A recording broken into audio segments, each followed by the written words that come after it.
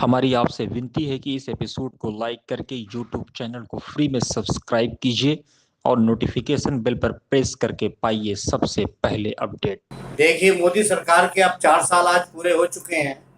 लेकिन मेरी समझ में एक बात ये नहीं आ रही, क्या मोदी सरकार, मोदी साहब ने जो लोगों से वायदे किए थे कि तमाम, मैं दलितों का साथ दूंगा, मैं पिछड़ों का, मैं ठेले वालों का, मजदूरों का, गरीब लोगों का, बुनकर समाज का और तमाम लोगों को 2 करोड़ रोजगार दूंगा, ये क्या सारे वायदे पूरे हुए? कहाँ पर मोदी सरकार रुकी हुई है? ये मोदी जी अपने दिल से पूछ लें कि उन्होंने इस 4 साल के अंदर कौन सा वादा पूरा किया, किस तरीके से किया, क्या देश के हालात हैं,